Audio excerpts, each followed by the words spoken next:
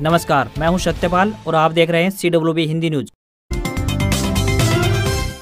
शक संवत 1946 विक्रम संवत 2081 आज फाल्गुन मास के कृष्ण पक्ष की द्वादशी तिथि और दिन मंगलवार है। तदनुसार अंग्रेजी तारीख 25 फरवरी सन 2025 द्वादशी तिथि मंगलवार दोपहर 12:48 तक रहेगी। उसके बाद त्रयोदशी तिथि प्रारंभ हो जाएगी। सबसे पहले आज की सुर्खियां। चैंपियंस ट्रॉफी से बाहर हुआ मेजबान पाकिस्तान, न्यूजीलैंड ने बांग्लादेश को 5 विकेट से हराया। भारत के साथ सेमीफाइनल में पहुंचे कीवी। हरियाणा में फिर बने बरसात के आसार, ठंड में होगा इजाफा, बताएंगे मौसम विभाग का ताजा अपडेट। पीएम किसान की 19वीं किस्त हुई जारी, 9.8 करोड़ किसानों के खातों में पहुंचे 22,000 करोड़ रुपए। इंडियन कोस्ट गार्ड में 300 पदों पर भर्ती, आवेदन की आखिरी तारीख है आज।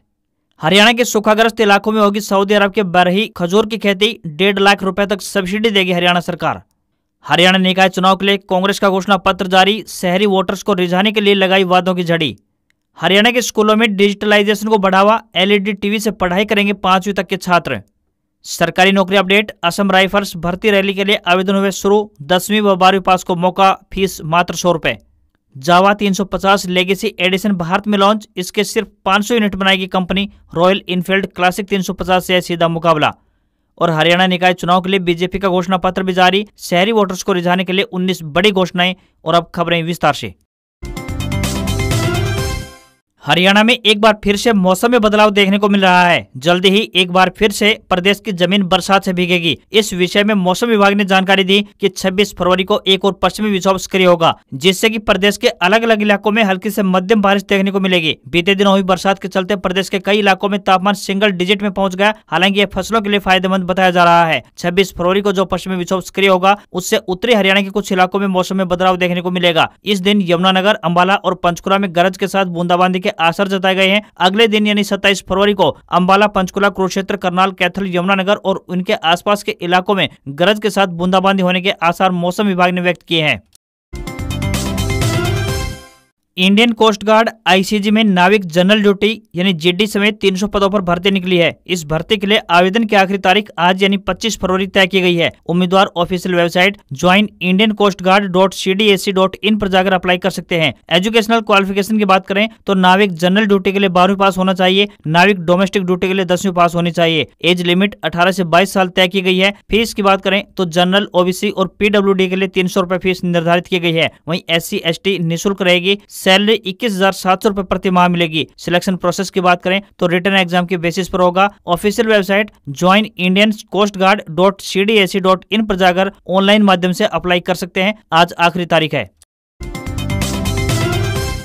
हरियाणा में आपराधिक गतिविधियों में शामिल लोगों के खिलाफ सख्त एक्शन की तैयारियां शुरू हो गई हैं। खुद मुख्यमंत्री नायब सिंह सैनी ने अपराधियों पर नकेल कसने के लिए पुलिस अधिकारियों को खुली छूट दे दी है। उन्होंने प्रदेश में कानून व्यवस्था की समीक्षा करते हुए इस साल के आखिर तक 70% गाँवों को ड्रग्स फ्री करने का लक्ष्य निर्धारित किया है। सीएम सैनी ने कहा कि मादक पदार्थों में लिप्त किसी भी शख्स को बख्शा नहीं जाना चाहिए। ऐसे अपराधियों के खिलाफ सख्त दंडात्मक कार्रवाई अमल में लाई जानी चाहिए। इसके साथ ही उन्होंने हरियाणा पुलिस को गो तस्करी पर लगाम कसने के लिए भी ठोस कदम उठाने के निर्देश जारी किए हैं। मुख्यमंत्री नायब सिंह सैनी ने अपने आधिकारिक social media platform X account पर एक पोस्ट शेयर करते हुए कहा है कि हमने गुंडागर्दी से निपटने के लिए पुलिस को खुली छूट दे दी है। अगर कोई किसी व्यक्ति को धमकाता है तो उसका इलाज उसी भाषा में करना चाहिए, उसके लिए कोई रोकेगा नहीं। हमने पुलिस को पूरा अधिकार दिया है क्योंकि हम जानते हैं कि हमें किस तरह से काम करना है। हमारी सरकार की नीति और नियत स्पष्ट है। हमारी सरकार में अपराध और अपराधियों को बख्शा नहीं जाएगा। मुख्यमंत्री ने पुलिस अधिकारियों को जनता के प्रति संवेदनशील होने और उनकी चिंताओं को दूर करने के लिए तेजी से काम करने के निर्देश जारी किए। उन्होंने कहा है कि डायल 112 सेवा को और बेहतर बनाने के लिए रिस्पांस समय को और कम करने के लिए काम किया जाएगा। इसके अलावा अवैध अप्रवास को नियंत्रित करने के लिए भी एक कानून पेश किया जाएगा।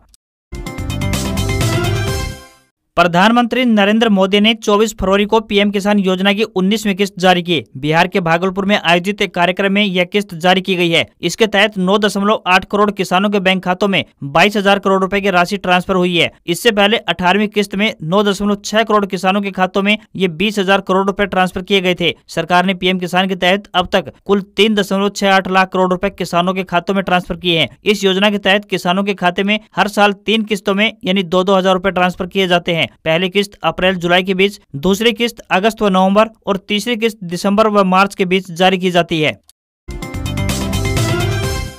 हरियाणा के बागवानी विभाग ने किसानों को आर्थिक रूप से समृद्ध बनाने के लिए एक नई योजना बनाई है। प्रदेश सरकार ने सूबे के सूखाग्रस्त क्षेत्रों में सऊदी अरब के खेतों की तर्ज पर खजूर की खेती की योजना तैयार की है। इसके लिए अरब देशों में लगने वाले खजूर की बरही किस्म के पौधे मंगवाए गए हैं। ये पौधे राजस्थान में जोधपुर की टेसू कल्चर लैब में तैयार किए जा रहे हैं। हरियाणा सरकार बागवानी विभाग को ये पौधे उपलब्ध करवा रही है। इसके साथ ही खजूर की खेती करने पर सरकार प्रति एकड़ 1.5 लाख रुपए तक सब्सिडी का लाभ भी देगी। इसकी खेती की शुरुआत भिवानी, रेवाड़ी, महेंद्रगढ़, हिसार और सिरसा जैसे सूखाग्रस्त क्षेत्रों में हो चुकी है। राजस्थान के साथ लगती बेल्ट में खेतों में ये खजूर के पेड़ नजर आएंगे। बागवानी विशेषज्ञों का कहना है कि खजूर का एक पेड़ लंबे समय तक आजीविका का साधन बन सकता है। इसकी उम्र 100 साल तक हो सकती है और यह पौधा 60 साल तक फल दे सकता है। खजूर के पेड़ की खासियतों की बात करें तो 5 से 55 डिग्री सेल्सियस तक तापमान सहने की क्षमता है। इसमें एक पेड़ 60 साल तक फल दे सकता है। कम पानी वाले इलाकों में इसकी खेती की जा सकती है। हरियाणा में राजस्थान के साथ लगते इलाकों की जलवायु खजूर की खेती के लिए सबसे उपयुक्त है। खजूर के फल के बाजार में हमेशा मांग बनी रहती है। इसकी कीमत की बात करें तो 100 रुपए प्रति किलो तक रहती है। बागवानी विभाग हिसार के डॉक्टर अरुण जाखड़ ने बताया कि 1 एकड़ में खजूर के 65 से 67 पौधे लगाए जाते हैं। इस पेड़ की विशेषता है कि इसमें किसी प्रकार का रोग नहीं लगता है। एक पौधे पर 2 क्विंटल तक फल आ सकते हैं। खजूर के पेड़ लगभग चौथे साल में फ्रूट देने लगता है। जैसे जैसे पेड़ की उम्र बढ़ती जाती है, फ्रूट की पैदावार भी बढ़ती जाती है।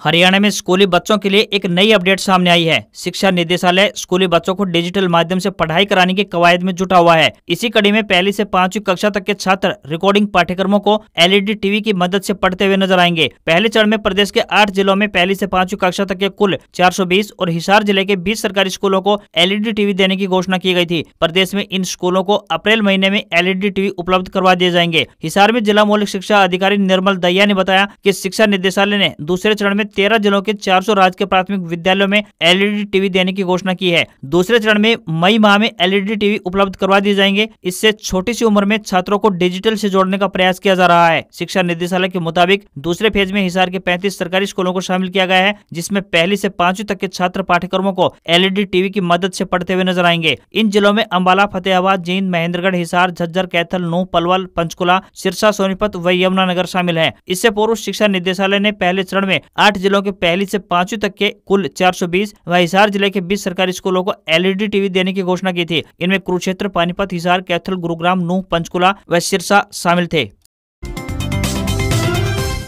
हरियाणा सरकार द्वारा जारी क्राफ्ट 370 पटवारियों की लिस्ट को लेकर सरकार की मुश्किलें बढ़ने वाली हैं। पंजाब एंड हरियाणा हाईकोर्ट ने इस मामले में एक जनहित याचिका पर सुनवाई करते हुए सरकार को नोटिस जारी कर जवाब मांगा है। हाईकोर्ट ने 2 अप्रैल तक जवाब दायर करने का आदेश दिया है। हाईकोर्ट के वकील साहिबजीत सिंह संधू द्वारा दायर याचिका में कहा गया है कि इस सूची के सार्वजनिक डोमेन में लीक होने के बाद विभिन्न मीडिया आउटलेट्स ने इसे बिना किसी सत्यापन के प्रकाशित किया। यह भी कहा गया है कि बिना किसी आधिकारिक जाँच के व्यक्तियों को क्राफ्ट बताना उनके अधिकारों का उल्लंघन है और यह संविधान के अनुच्छेद 21 के तहत उनके मौलिक अधिकारों का उल्लंघन करता है। हालांकि हरियाणा सरकार ने अपने भेजे जवाब में यह स्वीकार किया है कि यह विभाग का सबसे गोपनीय दस्तावेज था। हरियाणा सरकार का एक सीक्रेट दस्तावेज 14 जनवरी को लीक हुआ था। यह भ्रष्ट पटवारियों की लिस्ट थी। 14 जनवरी की इस रिपोर्ट में प्रदेश के 370 पटवारियों को भ्रष्ट करार दिया गया था। सरकार ने इस लिस्ट में दावा किया था कि ये पटवारी पैमाइश, इंतकाल, रिकॉर्ड ठीक करने और नक्शा पास कराने के बदले भ्रष्टाचार कर रहे हैं। इनमें से 170 पटवारी ऐसे हैं जिन्होंने अपने सहायक तक रखे हुए हैं। जिला वाइज लिस्ट में पटवारियों की जाति तक दर्ज की गई है। याचिकाकर्ता ने अदालत से आग्रह किया है कि वह इस सूची को तुरंत सार्वजनिक डोमेन से वापस लिया जाए और आगे इसकी कोई भी जानकारी प्रकाशित या प्रसारित न हो। इसके अलावा याचिकाकर्ता ने यह भी मांग की है कि इस लीक के लिए जिम्मेदार व्यक्तियों की पहचान करने और उन्हें जवाबदेह ठहराने के लिए एक स्वतंत्र जांच की जाए।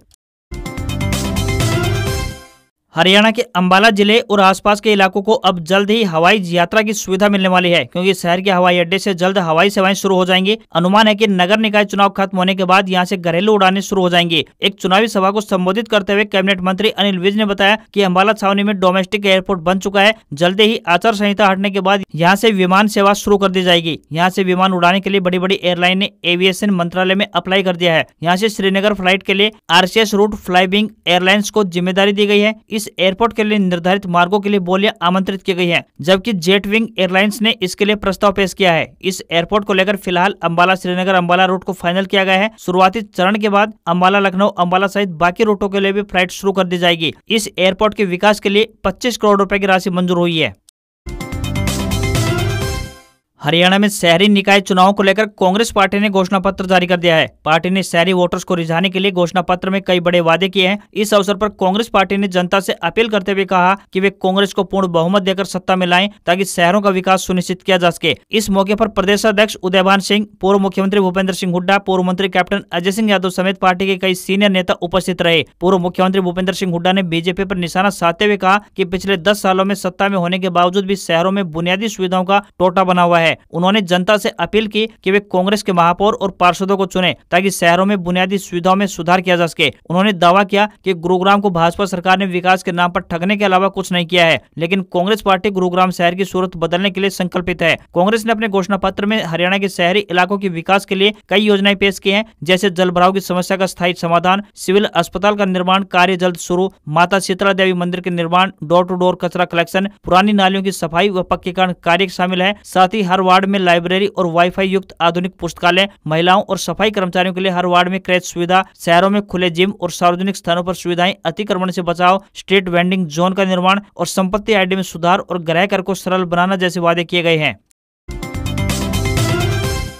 हरियाणा निकाय चुनाव के लिए सत्तासीन भारतीय जनता पार्टी ने अपना घोषणा पत्र जारी कर दिया है। कांग्रेस की तरह ही बीजेपी ने भी शहरी वोटर्स को रिझाने के लिए 1 दर्जन से ज्यादा लोक लुभावन घोषणाएं की हैं। रोहतक पहुंचे मुख्यमंत्री नायब सिंह सैनी ने निकाय चुनाव के लिए जनता के सामने संकल्प पत्र को पेश करते हुए लोगों से 19 वादे किए। इस दौरान प्रदेश अध्यक्ष मोहनलाल बड़ौली, मंत्री अरविंद शर्मा सहित कई अन्य सीनियर नेता उपस्थित रहे। ग्रामीण और शहरी क्षेत्रों में 20 सालों से ज्यादा समय से काबिज सभी परिवारों को भूमि और मकान का मालिकाना हक देकर उनकी रजिस्ट्रियां करवाई जाएंगी। स्वामित्व योजना के तहत गरीबी रेखा में आने वाले परिवारों को विशेष राहत दी जाएगी। महिलाओं के नाम मकान है तो हाउस टैक्स में 25% की छूट मिलेगी। जो अवैध कॉलोनियां वैध के दायरे में आ गई हैं और उनके बीच यदि कोई जगह अवैध रह गई है तो उसे भी वैध की श्रेणी में लाया जाएगा। नगर निगम के अंतर्गत जो गाँव शामिल किए गए हैं उनके हाउस टैक्स का सरलीकरण किया जाएगा और कृषि डेयरी के हाउस टैक्स में विशेष राहत दी जाएगी। जो मकान अधिग्रहित जमीन से मुक्त हो गए हैं उन्हें हाउस टैक्स के विशेष टैक्स में राहत दी जाएगी। सभी स्थानीय निकायों में आदर्श पार्क बनाए जाएंगे जिसमें दिव्यांगों के लिए विशेष सुविधा उपलब्ध करवाई जाएगी। ऑक्सीजन पार्क और पार्कों में योग के लिए विशेष स्थान बनाया जाएगा। ओपन जिम, स्मार्ट सड़कें और गलियों का निर्माण करवाया जाएगा। सभी पार्कों में ग्रीन वेस्ट के निराकरण के लिए भी मशीनें लगाएंगे। स्थानीय निकायों में स्ट्रीट वेंडर, फेरी वालों को व्यवसाय स्थापित करने के लिए वित्तीय सहायता देंगे। सभी स्थानीय निकायों में आबादी के आधार से एक अत्याधुनिक सभागार का निर्माण करेंगे। साथ ही 1 लाख रुपए तक आय वाले परिवारों को सौर पैनल फ्री में देंगे। हर वार्ड में स्ट्रीट लाइटों की संख्या दोगुनी करेंगे। सभी स्थानीय निकायों में सभी बैंकों को एक स्थान पर एकत्रित करने के लिए एक बैंक स्क्वायर का निर्माण भी करवाएंगे। बंदरों, बेसहारा गोवंश और कुत्तों की समस्याओं का भी निराकरण किया जाएगा। ये सभी घोषणाएं बीजेपी ने अपने घोषणा पत्र में जारी की हैं।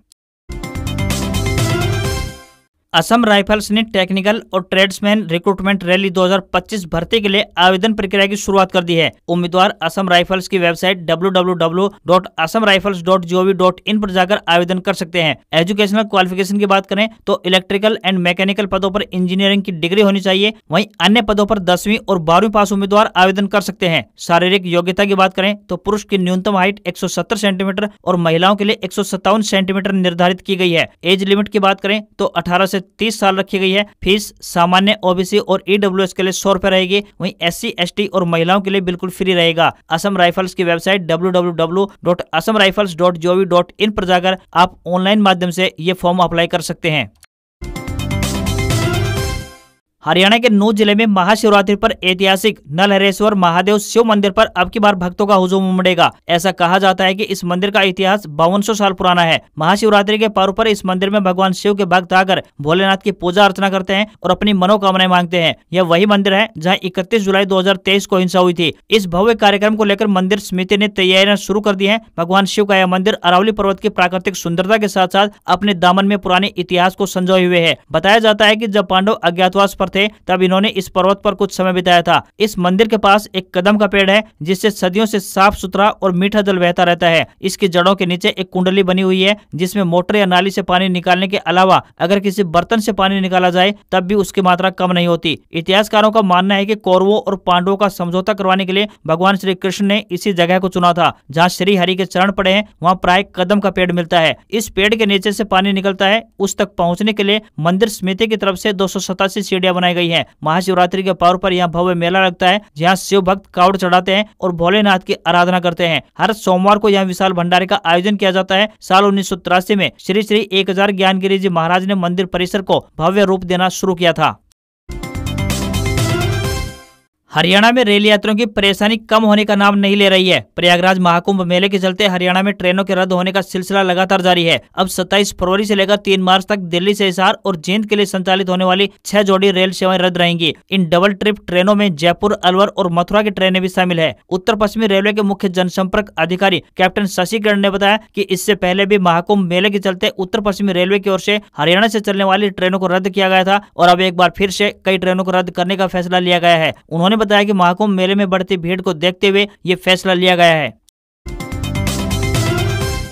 टू व्हीलर मेकर जावा मोटरसाइकिल ने इंडियन मार्केट में जावा 350 का लेगेसी एडिशन लॉन्च कर दिया है। ये क्लासिक जावा 350 का अपडेटेड वर्जन है। कंपनी इस बाइक के सिर्फ 500 यूनिट बनाएगी। लेगेसी एडिशन में फैक्ट्री फिटेड टूरिंग एक्सेसरीज का इस्तेमाल किया गया है। इसमें टूरिंग वाइजर, पिलियन बैकरेस्ट और क्रैश गार्ड दिया गया है। इसके अलावा कस्टमर्स को लेदर कीचेन के साथ जावा 350 का कलेक्टर एडिशन मिनिएचर मॉडल भी मिलेगा। बाइक को 6 कलर ऑप्शन के साथ मार्केट में उतारा गया है। जावा 350 में 13.5 लीटर का muscular fuel tank, flat seat, गोल हेडलाइट, 8 इंच के व्हील और ऑल एलईडी लाइटिंग जैसे फीचर्स मिलते हैं। बाइक का वजन 192 किलोग्राम है। इसमें ब्लूटूथ कनेक्टिविटी के साथ सेमी डिजिटल इंस्ट्रूमेंट क्लस्टर भी दिया गया है। दोनों व्हील पर डिस्क ब्रेक लगाए गए हैं। बाइक में 334 सीसी का सिंगल सिलेंडर इंजन दिया गया है। ट्रांसमिशन की बात करें तो इंजन को 6 स्पीड गियरबॉक्स के साथ ट्यून किया गया है। बाइक में पहली बार स्लिप और असिस्ट क्लच दिया गया है। कंपनी का दावा है कि बाइक 135 किलोमीटर प्रति घंटा की रफ्तार से टॉप स्पीड से चलती है और 1 लीटर पेट्रोल में लगभग 18 से 22 किलोमीटर की माइलेज देगी। जावा 350 लेगेसी का मुकाबला क्लासिक सेगमेंट की best selling bike royal Enfield classic 350 और होंडा CB 350 से होगा।